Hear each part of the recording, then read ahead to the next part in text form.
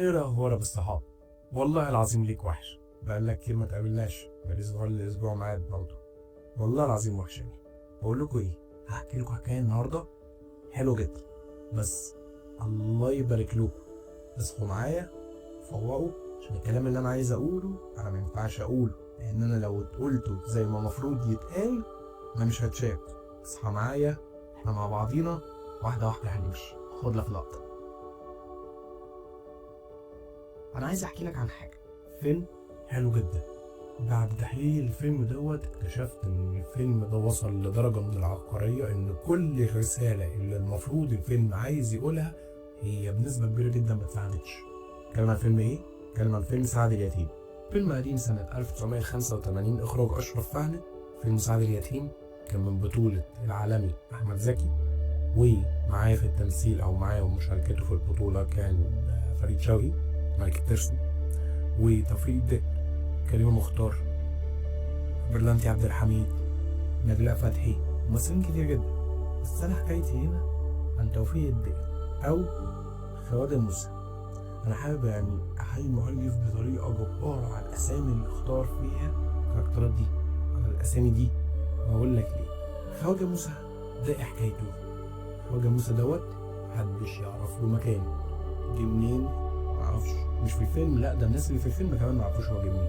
طب عايز ايه يا عم موسى؟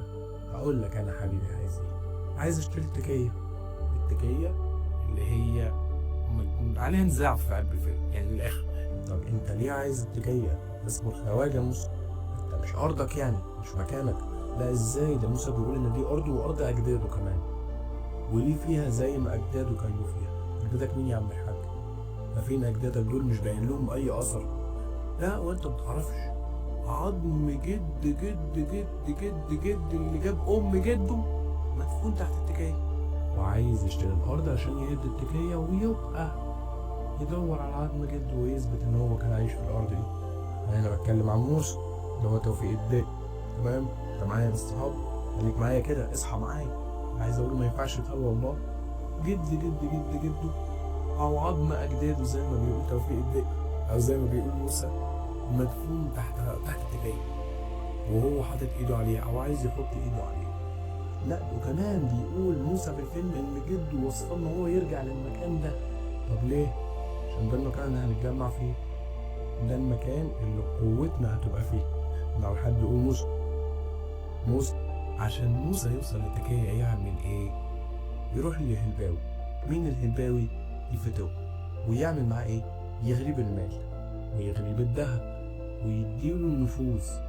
موسى بيملك الذهب، بيملك المال، بيملك النفوذ، بس ما يملكش القوة. ما يقدرش، هو مسمحها بالقوة. فهو محتاج مين؟ الهلباوي. وفعلا بيقدر يشتري الهلباوي بنفوذه وسلطته ويتحكم فيه شبه الماريونيت، عشان الهلباوي يبقى بينفذ قدام الكل. بس مين اللي عايز؟ موسى. الهلباوي بيبدأ يتحرك وبياخد كذا سكة، وأحداث الفيلم بتعدي وبتعلى وبيتم كذا صراع. بس الهلباوي طول الفيلم ما يقدرش يحط ايده على التكية ولا يقدر يدخل موسى التكية. ليه؟ لأن الدنيا كلها تقلب عليه على قد قوة الهلباوي، وهو الفتوة وهو الحال محدش يقدر يكسر له كلمة. بس خلي بالك إن في نقط تبقى عند الناس في الفيلم في نقط كانت عند الناس في الفيلم ما فيهاش كسر، ومنها التكية. الدنيا كلها تقلب ساعتها، ولا هيبقى فيه هلباوي ولا هلباوية ولا موسى ولا تكية. موسى هيفضل يسعى وهيفضل يلف وهيشوف طرق كتير قوي، ولسه ياما هيشوف موسى عايز التكية. بس هل بقى أهل التكية ادوها أو باعوها أو هيسيبوه يخشها؟ لسه مشوفتش قبل الفيلم بصراحة، وأتمنى إن أنا أشوفه قريب جدا. أوعدكم أنا لسه أكمل الفيلم ده للآخر، ووقت ما هكمله للآخر هكون أول واحد أقول لك قفلة الفيلم دي كانت إيه. بس اللي أنا عارفه إن موسى ملوش لازمة، مش عارف يعني حاجة من غير الهلباوي. بس برضه الهلباوي كمان آخره معروف. وعندنا مثلا بيقول اللي تعرف ديته ايه؟ كمل انت، خد لك لقطة.